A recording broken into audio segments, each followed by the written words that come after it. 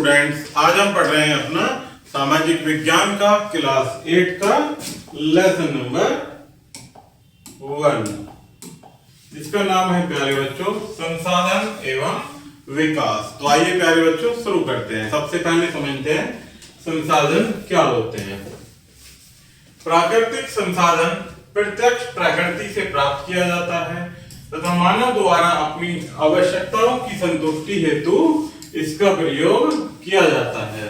संसाधन का प्रयोग कहाँ किया जाता है? मानव की अपनी आवश्यकताओं को संतुष्टि हेतु। भूमि, मृदा, जल, खनिज, वायु, सूर्य की रोशनी, वन, वन्य जीव, पशु एवं मछलियां आदि सभी प्राकृतिक संसाधनों के उदाहरण हैं। इन प्राकृतिक संसाधनों का उपयोग मानव अपनी मूलभूत आवश्यकताओं भोजन, वस्त्र एवं आवास तथा बेहतर जीवन के लिए वस्तुएं बनाने हेतु करता है। अतः प्राकृतिक संसाधन मानवता के लिए प्रकृति का अमूल्य उपहार है। सभी संसाधन पर्यावरण से प्राप्त किए जाते हैं। केवल पदार्थ में परिवर्तन करके उसे उपयोगी बना सकते हैं। किसमें? पदार्थ में चेंजेस ला करके उसे हम यूज करने के लिए बना सकते हैं। आगे बढ़ते हैं प्यारे बच्चों। संसाधन का मूल्य, वैल्यू, एक तरह से संसाधन की वैल्यू। मानव द्वारा उपयोग किए जाने पर कोई प्राकृतिक पदार्थ प्राकृतिक संसाधन बनाता है। मानव द्वारा अपने प्राकृतिक संसाधनों में परिवर्तन हेतु अपनी शक्ति के प्रयोग तथा अपने समुदाय के कल्याण हेतु अपने तकनीकी ज्ञान एवं कौशल के प्रयोग के परिणाम स्वरूप ही मानव सभ्यता का विकास हुआ है। अतः प्राकृतिक संसाधनों का विकास मुख्य रूप से दो कारकों पर निर्भर करता है। पहला प्रौद्योगिकी योग्यता और दूसरा लागत मूल्य पर। अधिकांश प्राकृतिक पदार्थों का संसाधन मूल्य किसी विशेष पर्यावरण में औद्योगिकी के योग्यता के स्तर पर निर्भर करता है। यह संसाधन मूल्य आर्थिक, वैधानिक, सौंदर्यपरक एवं नीतिगत गुणों के रूप में अभिव्यक्त किया जा सकता है। उदाहरणार्थ उत्पादन के लिए प्रयुक्त संसाधनों का प्रयोग आर्थिक मूल्य का उदाहरण है। स्वच्छ वायु अधिनियम वायु संसाधन के गुण से संबंधित वैधानिक मूल्य का उदाहरण है। वनों, पर्वतों, झीलों तथा नदियों के प्राकृतिक दृश्य सौंदर्यात्मक मूल्य का उदाहरण है। भावी पीढ़ियों हेतु हमारे राष्ट्रीय उद्यानों के संरक्षण के उत्तरदायित्व में इन संसाधनों से संबंधित नीतिगत मूल्य प्रतिबिंबित होता है। मानव ज्ञान में वृद्धि के साथ साथ नए कौशल विकसित किए जाते हैं। इससे मनुष्य में नई वस्तुओं का प्रयोग में लाने की क्षमता उत्पन्न होती है तथा वह विद्यमान संसाधनों में तलाश करता है एवं संसाधन स्थिर होकर गतिशील होते हैं। पेट्रोलियम से अनेक उपयोगी पदार्थों, पेट्रोल रसायन के निर्माण की प्रौद्योगिकी विकसित होने से इसके संसाधन मूल्य में वृद्धि हो गई। वास्तव में मनुष्य द्वारा भूमि में फसलों के उत्पादन के परिणाम स्वरूप मृदा प्राकृतिक संसाधन बन जाती है। पृथ्वी में ऐसे पदार्थ मौजूद हो सकते हैं जो वर्तमान में संसाधन नहीं है, लेकिन भविष्य में वे पदार्थ संसाधन हो जाएंगे। अतः संसाधन प्रकृति में संसाधनों के रूप में विद्यमान नहीं होते, अपितु वे संसाधनों का रूप तब ग्रहण करते हैं जब मानव अपने लाभ के लिए इनका प्रयोग करने की योग्यता अर्जित कर लेता है। कोई संस्कृति जितनी अधिक प्रौद्योगिकी उन्नति हो करती है, उस संस्कृति में उतने ही विस्तृत किस्म के प्राकृतिक संसाधन प्रयोग में लाए जाते हैं। आगे बढ़ते हैं प्यारे बच्चों। संसाधनों का वर्गीकरण। प्राकृतिक संसाधन कई आधारों पर वर्गीकृत किए जा सकते हैं। इन संसाधनों के वर्गीकरण का उद्देश्य मुख्यतः यह निर्धारित करना है कि हमारे द्वारा किसी संशोधन को एक विशेष श्रेणी के अंतर्गत किस प्रकार रखा जाए। संसाधनों का वर्गीकरण भिन्न भिन्न आधारों पर निर्भर करता है। तो पहला वर्गीकरण देखते हैं प्यारे बच्चों संसाधनों का नवीकरणीयता के आधार पर। एक निश्चित कलाविधि में संसाधनों की उपलब्धता के आधार पर संसाधनों को 3 श्रेणियों में विभाजित किया जाता है।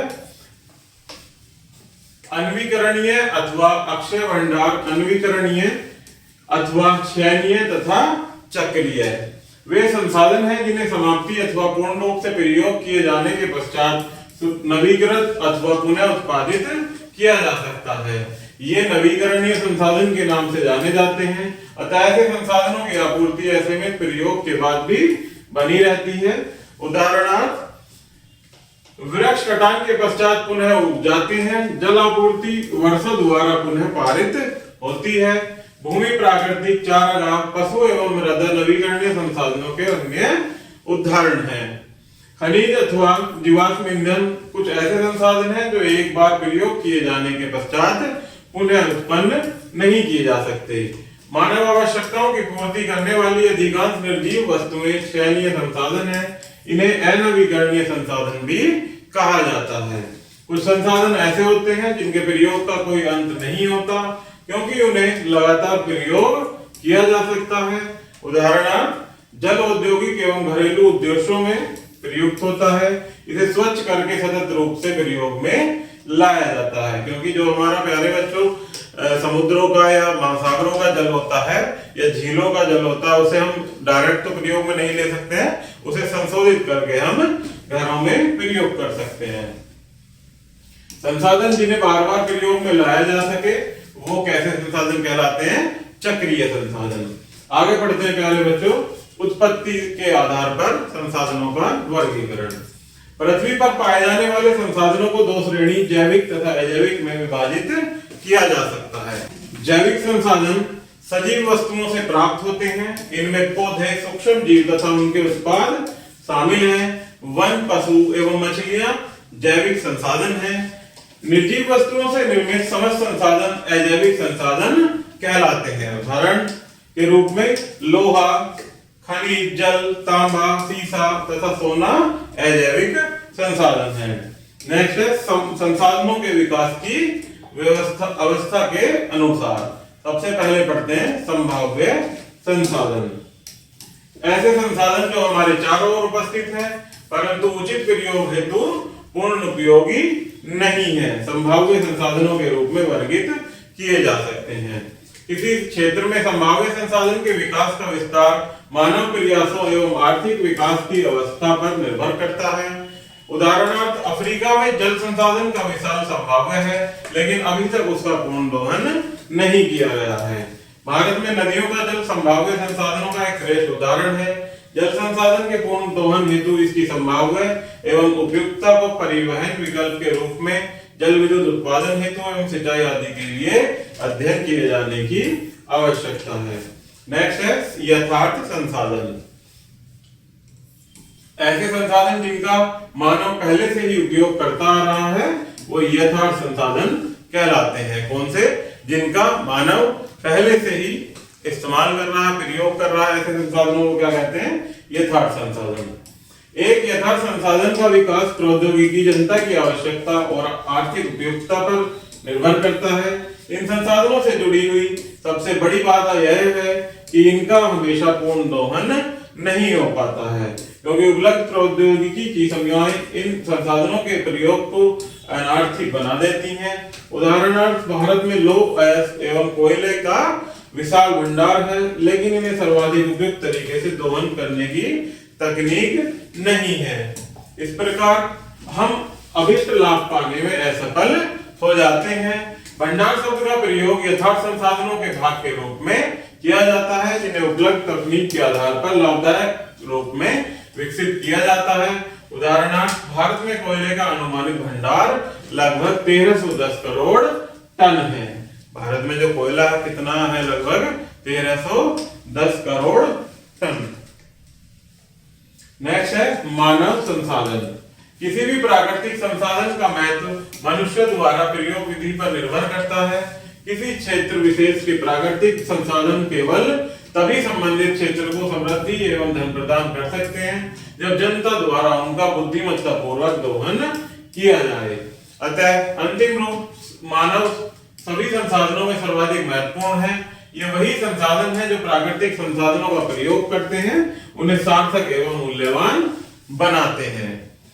मानव संसाधनों की गुणवत्ता का निर्धारण उनकी बौद्धिक क्षमता, श्रम, अभिवृत्ति, आकांक्षाओं तथा अपने सर्वोपरि सामूहिक इच्छा शक्ति के आधार पर किया जाता है। राष्ट्रीय उन्नति के लिए दृढ़ संकल्प जनता प्राकृतिक संसाधनों के अभाव पर ही विजय प्राप्त कर लेती है। इसका एक उदाहरण जापान देश है, जिसके नागरिकों ने अपने देश को विश्व उद्योग का नेता बना दिया है। क्योंकि आप प्यारे बच्चों न्यूज़पेपर्स और अपने इंटरनेट के माध्यम से देखते होंगे कि जापान में कितनी ज्यादा वहां की तकनीकी विकसित हो चुकी है। उसी कारण वहां के उद्योग को क्या बना दिया गया है, विश्व उद्योग का नेता। जबकि जापान में उच्च स्तर के लोहे एवं कोयले का अत्यधिक अभाव है, जो औद्योगिक क्रियाकलापों की मूलभूत आवश्यकताएं होती हैं। अनेक प्रदेशों में विशाल प्राकृतिक संसाधनों का प्रयोग नहीं हो पाया है, क्योंकि वहां के नागरिक आलसी, अकर्मण्य एवं अज्ञानी हैं। इस प्रकार के प्रदेशों के सर्वाधिक उपयुक्त उदाहरण अफ्रीका महाद्वीप में पाए जाते हैं। नेक्स्ट पढ़ते हैं मानव निर्मित संसाधन। प्राकृतिक संसाधन एवं भौतिक पर्यावरण के तत्व हैं। ये तब तक संसाधन नहीं हो सकते जब तक मानव उन्हें संरक्षित नहीं करता है। प्रकृति का केवल वह भाग जो मानवीय आवश्यकताओं की पूर्ति करता है संसाधन कहलाता है। प्राकृतिक संसाधन किसी भी देश की महान संपदा है। एक ओर वे विकास के लिए कच्चा माल एवं ऊर्जा उपलब्ध कराते हैं तथा दूसरी ओर पर्यावरण का वह भाग बनाते हैं जो मानव स्वास्थ्य एवं जीवन शक्ति को प्रभावित करता है। पृथ्वी पर पदार्थ एवं ऊर्जा की प्रचुरता है। इसे प्रचुर भंडार से ही सीमित पदार्थ एवं ऊर्जा का प्रयोग मानव संसाधन के रूप में करता है। जैसे जैसे नवीन यंत्रों एवं तकनीकों से सुसज्जित मानव की संख्या में वृद्धि होती जा रही है, वैसे वैसे संसाधनों की सूची में वृद्धि होती जाती है। ऐसे प्रकार संसाधनों की उत्पत्ति मानव संस्कृति एवं भौतिक पर्यावरण के मध्य अंतर क्रिया के फलस्वरूप होती है। ज्ञान, अनुभव, कौशल, संगठन एवं तकनीक आदि प्राकृतिक संसाधनों को मानव के लिए प्रयोज्य बनाते हैं। प्राकृतिक संसाधनों की उपलब्धता, पुनर्नवीनता तथा दोहन करने की क्षमता वैज्ञानिक अन्वेषण एवं तकनीक की आविष्कारों पर निर्भर करती है। तकनीकी अर्थात वस्तुओं को सुधारने अथवा बनाने की विधि भी मानव निर्मित संसाधन है एवं धन की उत्पादकता में महत्वपूर्ण सहयोगी है। आगे बढ़ते हैं संसाधन प्रयोग एवं जीवधारीय विकास। संसाधनों एवं विकास के मध्य संबंध एक साधारण तथ्य नहीं है। प्राकृतिक संसाधन आर्थिक विकास के लिए आधार प्रदान करते हैं। प्राकृतिक संसाधनों में धनी लेकिन विकास में निर्धन देश आर्थिक विकास में भी पिछड़ा बना रहता है।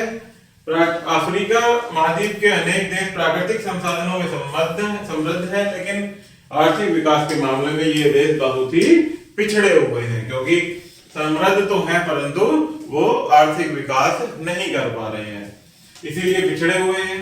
सांस्कृतिक विकास में पिछड़ने के कारण ये देश अपने अधिकांश संसाधन उन देशों को निर्यात कर देते हैं जहां अत्यधिक तकनीकी का विकास हुआ है।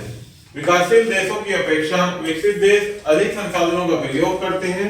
उदाहरण के लिए संयुक्त राज्य अमेरिका में विश्व उपयोग 5 गुना अधिक खनिज तेल प्रयोग किया जाता है। आर्थिक विकास के परिणाम स्वरूप यहाँ संसाधनों की मांग जनसंख्या वृद्धि की अपेक्षा तीव्र गति में होती है। हाल के कुछ वर्षों में पर्यावरण असंतुलन एवं भविष्य में संसाधनों की कमी संबंधित जागरूकता के अभाव में संशोधनों के दोहन में अतिशय वृद्धि हुई है। प्राकृतिक संसाधन किसी भी देश की महत्वपूर्ण संपदा है। वे विकास के लिए कच्चा माल एवं ऊर्जा प्रदान करते हैं। अतः मानव जीवन एवं विकास के लिए संसाधनों का बुद्धिमत्ता पूर्वक प्रयोग आवश्यक है। प्राकृतिक संसाधन किसी भी देश की एक प्रकार की संपदा है। वास्तव में आर्थिक क्रियाकलाप संसाधनों के उपयोग से प्रारंभ होते हैं, लेकिन यह किसी भी देश के विकास का वास्तविक पैमाना नहीं है। संसाधन पर्यावरण के लिए एक भाग का निर्माण करते हैं और पर्यावरण वह संपदा है जो मानव स्वास्थ्य एवं जीवन शक्ति को प्रभावित करता है। सन 1908 में महात्मा गांधी ने इसे जीवधारीय विकास कहा था। क्या कहा था महात्मा गांधी ने इसे? जीवधारीय विकास। इसका तात्पर्य विकास की उस प्रक्रिया से है जिसमें पर्यावरण की गुणवत्ता बनी रह सके अथवा नवीकरणीय संसाधनों का प्रयोग अच्छी प्रकार से किया जाए। अंतरराष्ट्रीय प्राकृतिक संरक्षण संगठन ने पारिस्थितिक संतुलन स्थापित करते हुए मानव जीवन की गुणवत्ता में सुधार को जीवधारीय विकास कहा है। किसे? मानव की गुणवत्ता में सुधार को क्या कहा गया है? जीवधार्य विकास। आगे बढ़ते हैं संसाधनों का संरक्षण, उनका बचाव या उनकी सेफ्टी के बारे में। किसी भी विकासात्मक गतिविधि में संसाधनों की जीवंत भूमिका होती है, लेकिन संसाधनों का अतार्किक उपभोग एवं अत्यधिक दोहन अनेक प्रकार की समस्याओं को जन्म देता है। इन समस्याओं पर विजय प्राप्त करने के लिए संसाधनों का अनेक रेस्तरां पर संरक्षण महत्वपूर्ण है। संसाधनों के संरक्षण से तात्पर्य संसाधनों का आर्थिक एवं क्षय रहित प्रयोग है। संसाधनों के संरक्षण से अभिप्राय उनका अति प्रयोग, दुरुपयोग एवं असामयिक प्रयोग से बचाए करते हुए उनके न्याय संगत प्रयोग के लिए प्रेरित करना है। संसाधनों के संरक्षण को प्राकृतिक संसाधनों के प्रति उत्तरदायी ढंग से देखा जाना चाहिए।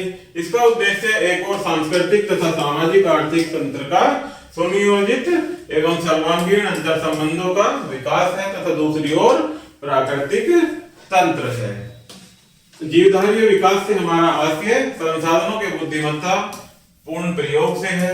इसका मुख्य उद्देश्य पारिस्थितिक संतुलन को नष्ट किए बिना मानव की वर्तमान आवश्यकता की पूर्ति करना है। संसाधनों के संरक्षण एवं जीवधार्य विकास के कुछ सिद्धांत निम्नलिखित हैं। तो पहला सिद्धांत है कि बिना किसी अपव्यय के प्राकृतिक संसाधनों का प्रयोग बुद्धिमत्ता पूर्ण से किया जाना चाहिए। नेक्स्ट है कि इसका लक्ष्य संसाधनों को सुनियोजित एवं सर्वांगीण विकास होना चाहिए।